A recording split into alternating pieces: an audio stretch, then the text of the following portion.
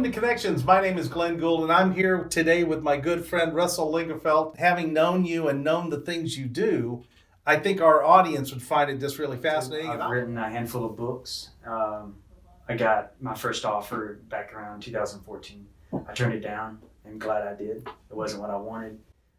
Kept writing books, written some screenplays. One of them landed on a studio desk in Beverly Hills. That was in 2016. And done a couple of short films, and I'm working on my first feature film right now. So it's fun. It's stuff that I love doing. I've had a pencil in my hand. I think when I was 8 years old, in the third grade, we were supposed to write a book, like a little short story. Yeah. And I wrote mine, and I incorporated my classmates into the story.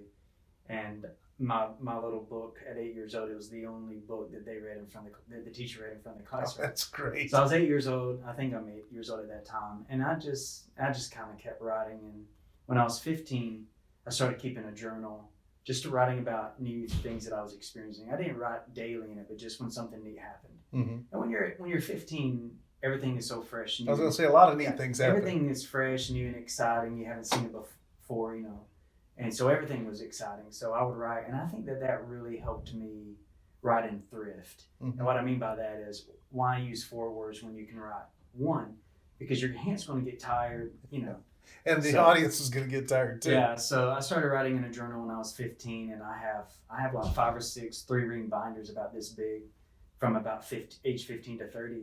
And I'm not trying to be a Debbie Downer here, but around 30, life kind of stopped being so exciting, because you just you've seen a lot. Yeah, you've seen a lot and you've experienced a lot, and now it's just kind of everything that you are encountering. It's rare that you come across something brand new. Right. But when you're a teenager, everything's brand new. Sure. So that's it. So tell me a little bit. You said you had an offer to write a book. Yeah. How did that come about? Well, here's actually a life lesson to throw in there. When I was a school teacher, I lived in Franklin, Tennessee. Yeah. It was right outside Nashville. Okay. And I would go to the Starbucks in downtown Franklin, Tennessee, beautiful town. It is, yeah. And I would write. And I had a lady across from me say, "Oh, what do you do for a living?"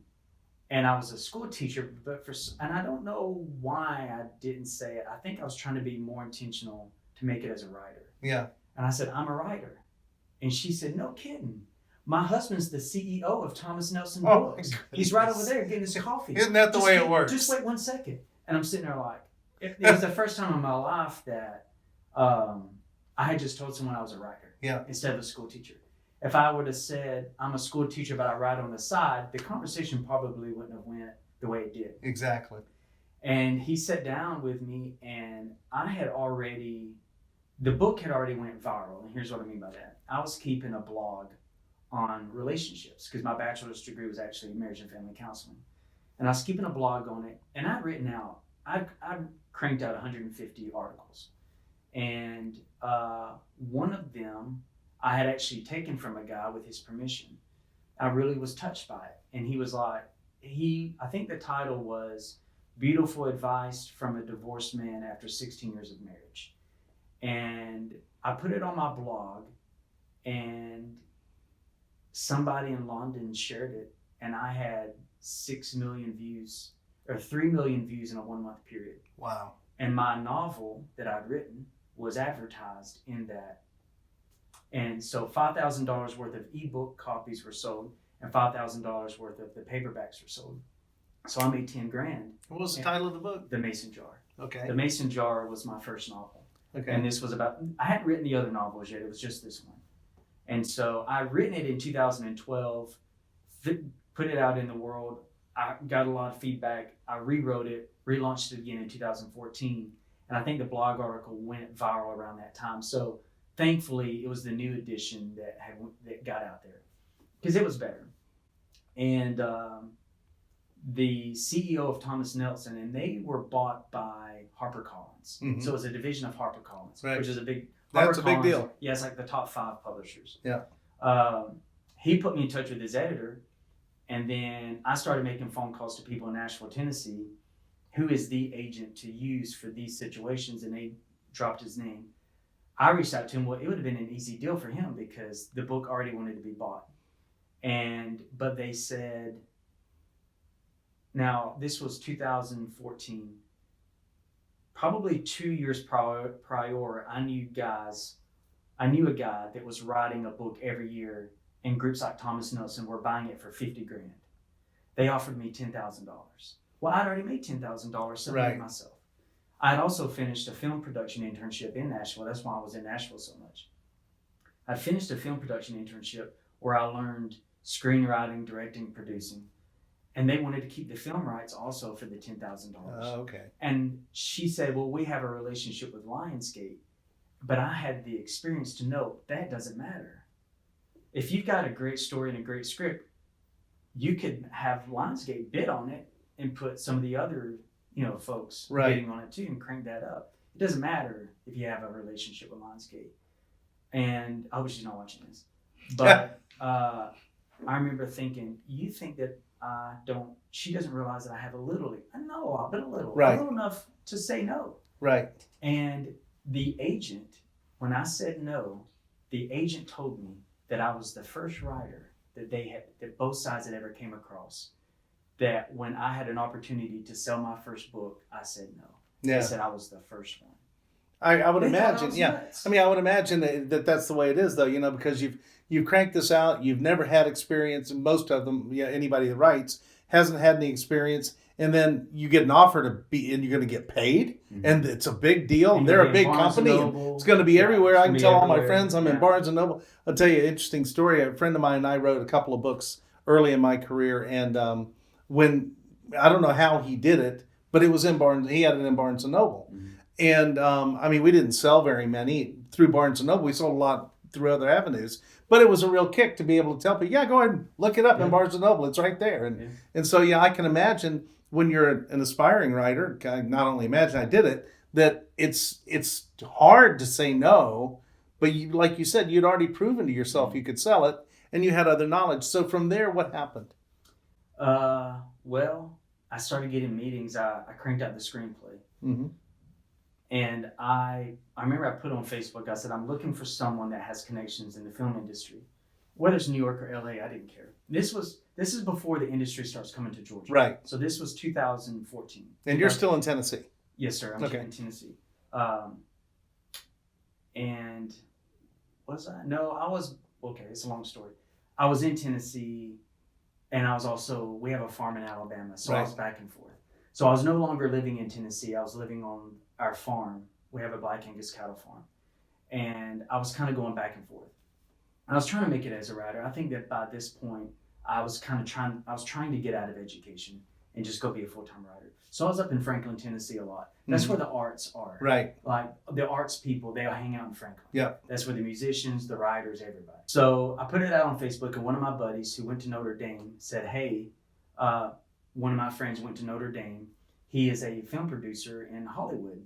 And why don't I just put you guys in touch? And fortunately, the guy was about my age, and he was an up-and-coming producer. Mm-hmm. And he had produced a movie with Jerry Lewis, but the best way I can put this is Jerry Lewis had been out of Hollywood for years. Yeah. And only 2 or 3 years after they made the movie, he passed away. Oh, goodness. So and I think he passed away from natural things. But he had done a movie with Jerry Lewis. But that was kind of the only thing he had done at that time. Yeah. He'd done another movie. I could tell this guy, he's on his way. Well, he was going to be at a wedding in Mobile, Alabama, and said, okay, so the book is sold, 10,000 copies or whatever it was.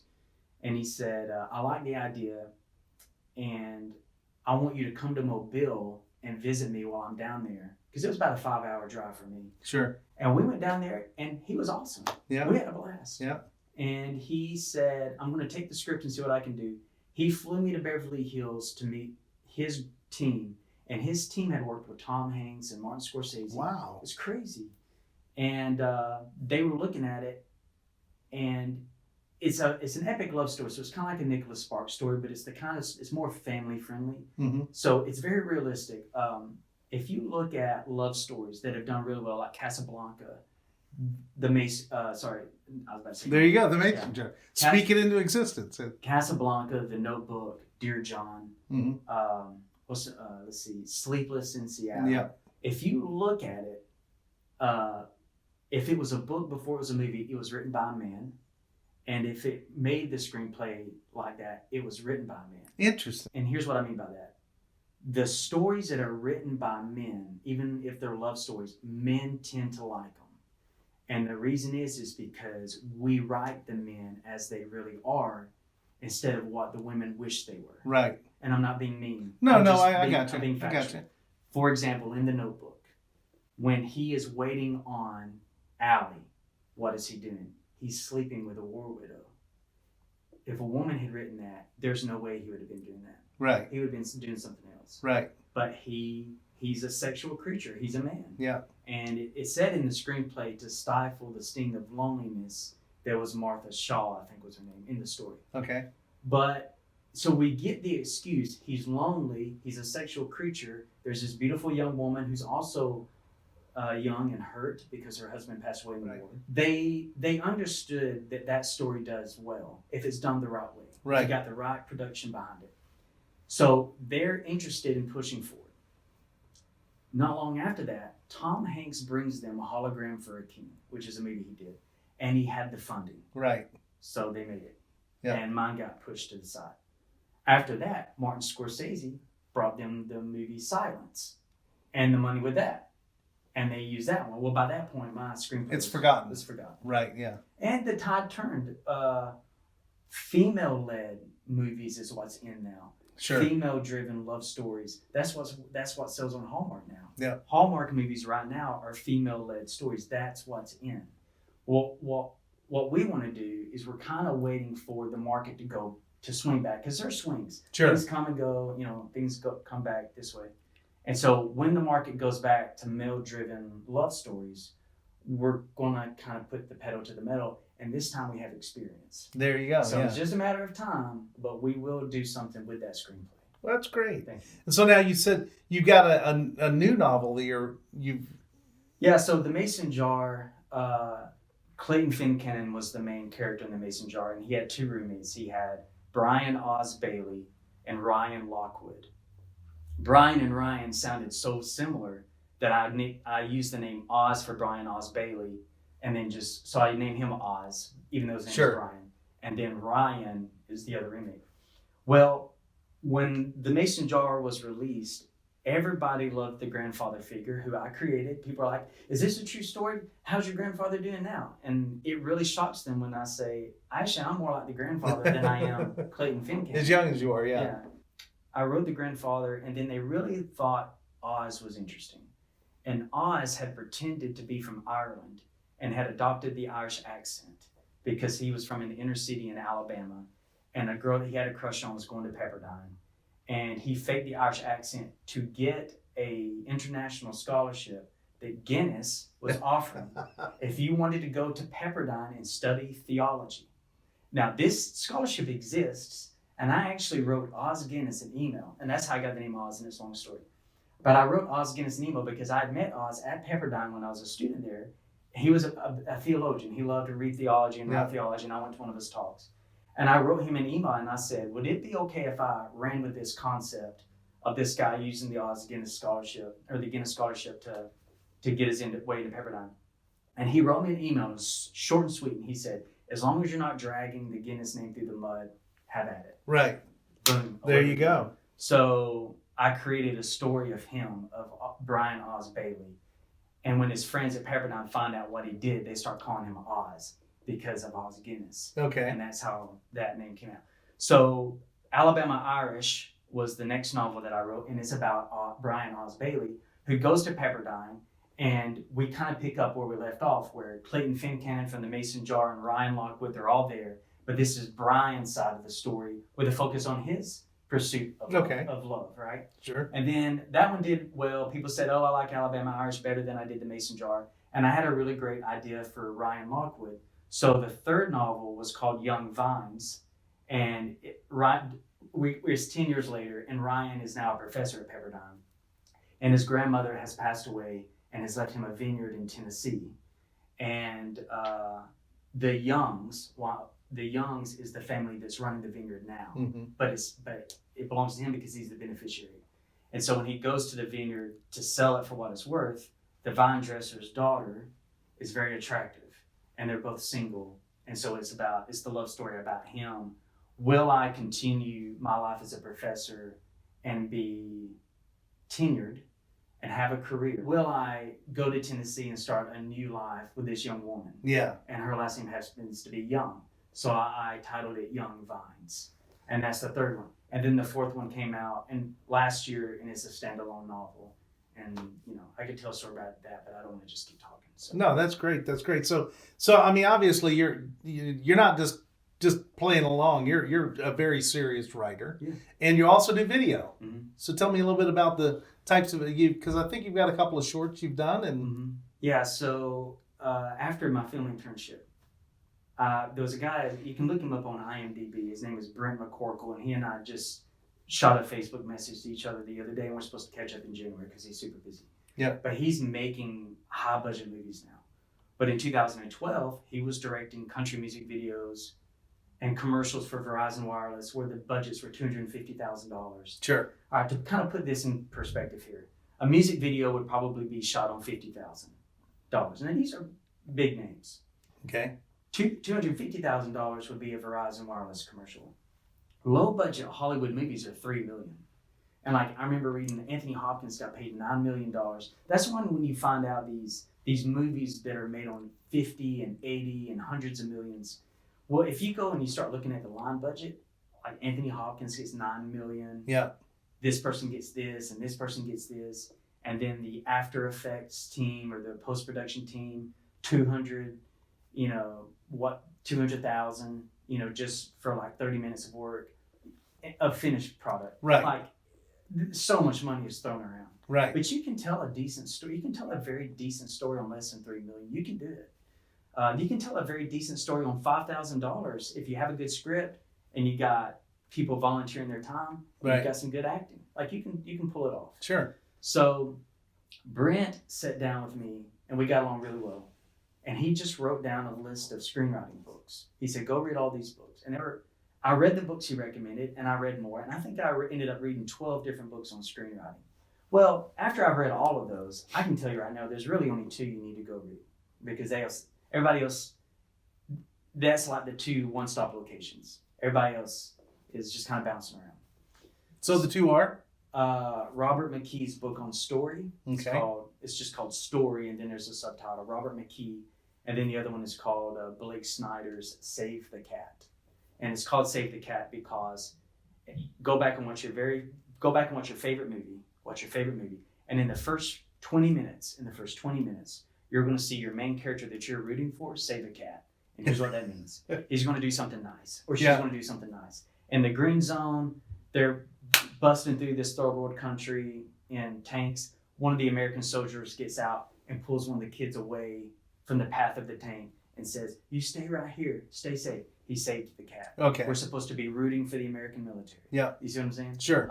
In the movie Rocky, he's a bookie, so he beats people up who owe his boss money. But he never actually beats them up. He lets them off. Mm-hmm. And then this one girl, pre-adolescent girl, is hanging around with a bunch of adolescent boys, and she's trying to talk like them and cuss like them and chew tobacco, okay. Right. He tries to pull her aside and say, "Look, if you want to hang out with bozos, you'll become a bozo. And, maybe you don't need to be hanging around with all these teenage boys, And then at the end, she just tells him off. I think she actually says, "Screw you, Rocco." And then she runs into the house. Right. So we see Rocky saving the cat. Okay. And so Blake Snyder Save the Cat outlines a well-told screenplay movie of, by the first 15% of your screenplay, you need to be doing this. By the 25% mark, you probably need to have your characters have done this by now. And he just outlines an entire That's movie. Great. I'm going to have to look that one up. It's pretty cool. So now, you have a robust career in such a short period of time because you're a relatively young man. Mm-hmm. And there's got to be some personal life. Yeah. You're married? Yeah. Yeah. Your wife? Mm-hmm. What's her name? Her name's Megan. Okay, yeah. How long y'all been married? A year and a half. Okay, and you had a great trip somewhere. We were in Italy. Yeah, tell a little bit about Italy. Did you do some filming over there? Yeah. I did a video on my experiences in Sorrento. Sorrento is this small town that a lot of people don't know about, but it's a great port town for you to go see all of the like Herculaneum and Pompeii, and you can also take boats to Positano, boats to Capri, and back within a quick time frame. So you could use Sorrento as a day trip. Okay. So from Sorrento, you can use Sorrento as a base to do day trips in different parts of southern Italy. And I just did like kind of a vlog about my time in Sorrento. And I've published maybe 9 or 10 just vlogs on videos about my travels. And most of them, they get like 80 views or 100 views. But surprisingly, the Sorrento views had like 5,000 views. Yeah. Whereas I got one on Rome, I've got one on Florence, I've got one on Positano, I've got one on Capri, 100 views. But for some reason, you haven't figured out the equation as to why. No, I have no idea. Yeah, and you know what? Most people that have that experience, they say, you just keep producing, and somebody finds something they like eventually. Yeah, as far as we know, some tourist organization in Sorrento put it on the website. But there you go. I have no idea. Yeah. Just never know. How'd you end up in Peachtree City? Well, so I got out of education. And I started realizing, because I started working on movies and television shows on the production side. Okay. So I was a production assistant. I was the gopher. I had been in education and I had a master's degree. And I ate a slice of humble pie and I was fetching coffee for the executives. I actually have a photo, and maybe I can send it to you, a before and after photo. One of my first jobs in my first films is I asked the locations manager. This is the guy that goes in and finds the locations and manages the locations for the film. I said, well, what can I do to help? Because that's what I would always go to the film crew and say, what can I do to help? And I got famous for that. People are like, we love Russell because he just walks up to us and asks, what can I do to help? What can I do to help? Well, it makes their job easier. Sure. And you make good money on film sets. So you're already making good money. And now your job's easier because you got this guy wanting to do anything. So he said, yeah, I need you to go in there and I need you to clean the bathroom. Now, looking back, and I know this guy, he knew because he had already seen it. But there was a toilet that I thought that it had been used a lot and never flushed in 3 years. But come to find out, it just had been 3 years since it had been flushed, or years, because it was just black. That was it.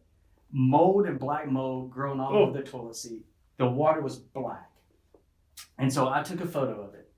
And then I took an after photo. And come to find out, it had been sitting there for so long. If you had taken a wooden spoon and just did this, the entire blackness off the water would have come right up. Oh. So just with one scoop, the blackness came off. Yeah. But the toilet seat was so bad, no matter what you sprayed on it and scrubbed, nothing was coming off. I actually ended up taking the toilet seat off and just throwing it away. But man, that commode was pristine, man. It was clean. But I tell that story because, I had to start over. I had a master's degree. I even was in a PhD program at Fuller in Pasadena. I had a 4.0. Mm-hmm. And here I was on my knees scrubbing toilets and fetching coffee for executives. But I learned the industry. Yeah. And I thought that I wanted to be a producer, but I learned directing. I learned that directing was something I could do really well. And I got concreted in being a writer. And I would talk to filmmakers. They're like, wait a second. You know how to produce, you know how to direct, you have the screenplay, you own it, you have the novel, you own it. You've put yourself in a really good position. So I would get this positive affirmation from quality filmmakers like Greg McCorkle. Mm-hmm. There's another guy you can look up. His name's T.K. McCamey. And he may be watching this, but TK's he got some awards for country music videos. He just directed his first feature film on 9 million, but he was at that production company in 2012 that was directing music videos and took me under his wing. And we just exchanged some messages on Facebook. But he just finished his first movie. And it was a 9 million budget movie. So I'm super happy and proud of him. He's a Kentucky boy. So he grew up in a small town in Kentucky. And he's now killing it. So going back, I wanted to get out of education, and I saw that my life in film, I was always going to be on the road. So I realized eventually, I think and it is now, eventually the technology will be at a place where I could probably make my own films in my hometown or with my friends, experienced friends in filmmaking, in my backyard. And the technology is here now, but I kind of felt like we were going to be there eventually, Right. like 10 years ago. So I decided to stop pursuing filmmaking full time. And an investment firm that me and my family have been clients of for 30 years now, they were always trying to get me to work with them because I had opened up a Roth IRA when I was 18 years old. I used my graduation money while I had friends, and lawnmower money. I was mowing grass. While my friends went to Panama City Beach and partied, Yeah. I took my graduation money, opened a Roth IRA. And so I would always call in every couple of years and ask questions. And I met a young woman from Noonan. Her dad was a retired Air Force colonel, and he was a Delta pilot at the time. And my best friend married her best friend, and we met at the wedding. And 3 years later, we went out on our first date, and that was in 2017, 2018. Mm-hmm. And then this is 2022. We got married a year and a half ago. So we dated for 3 years and then got married. And that's how I ended up in the Noonan Peachtree City area. Found a local girl. There you go. And a lot of the people that I have things in common with, that I have a commonality with, they live in Trilith Village in Fayetteville, which is where Trilith Studios is. Mm-hmm. And they live in Peachtree City. So Right. I divide my time. I'm between Noonan, Peachtree City, and Trilith a lot. That's great. And do you like the area? I mean, Oh, yeah, it's awesome. It's a great Oh, yeah. area. I tell people, here's what makes this area great. It's got a small town feel. Mm-hmm. Okay. Of course, crime is here, but it's not that bad. All right, crime. Yeah. We got low crime. But you are 45 minutes away from an international airport. You can get a direct flight to Dublin, Ireland, Rome, Italy. You can go to Australia. You can go to China, like that. You just drive 45 minutes, jump on a plane, and the world is your oyster. You're also within 5 hours of the beaches. That's right. And you're within 2 hours of the Appalachian Mountains. Mm-hmm. It's beautiful. Like, it's such, and I'm not just saying this because I know this is going to be promoted in the local area. I really like it here. Yeah. And I remember my wife said, "Do you think that you could live in Noonan?" And I was like, yeah, I could live in Noonan. Yeah. I was either going to live in Noonan or I was going to live in Franklin, Tennessee, the town where Right. I first got discovered as a writer. Those were my two places I was going to be. I was going to say a few minutes ago, we could talk. I mean, I could talk to you forever. You were just so interesting, and you got such a breadth of experience.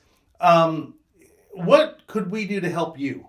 Is there some, are there people you're looking for? Like, I mean, is there something you're producing right now? Maybe you're looking for a location, or Okay. So here's what I need you to do. I need you to subscribe to my YouTube channel. It's just YouTube at J.R. Lingerfelt. J.R. stands for James Russell. I'm sure Glenn will put my name in text. And I hope maybe we can do a YouTube link. And here's why I ask that. That's where my short films are going to be. All of my video work will be there. But I've already got the 4,000 viewing hours over the last 12 months. YouTube says if you got 4,000 viewing hours and you have 1,000 subscribers, we're going to start paying you Google ad revenue. But once you get to 1,000 subscribers, YouTube starts sending you some of that money. Sure. I've got about 400 subscribers now, so I'm trying to get to 1,000. You don't have to watch the content, but if you don't mind just going in there and subscribing, I would really appreciate it. Well, I can tell you from experience, once you get there, you're going to want to watch the content because it's really, really well, good. I'm not, hopefully I won't put stuff up there that would be a waste of No, it's really, really good. So that's one way we can help you. Well, Russell, thank you for being here today and sharing with us. If somebody did want to reach out to you, how would they contact you? There is, my website is jamesrussell, russell.org, jamesrussell.org. And from there, you'd be able to figure out my business phone number, but you could certainly drop me a message there too. Great. And all of my social media icons are on that website. So if you want to follow me on one of the social media platforms, they're all laid out there. So. Well, thanks so much. Well, once again, thanks for being here today. Thanks for sharing with us. Sometime in the near future, I'd like to have you back after the next production, and we can talk about it in a little detail. But just you're so fascinating, and I'm so glad that I got to know a little bit more about you. Thanks again, Russell, for being with us today. Just so much information, so many great ideas. And you show people that all you really have to do is decide what you want to do, apply yourself, and you might just find yourself in that perfect situation. So, well, thanks for watching. I'm Glenn with Connections. Hope you have a great afternoon. Bye now.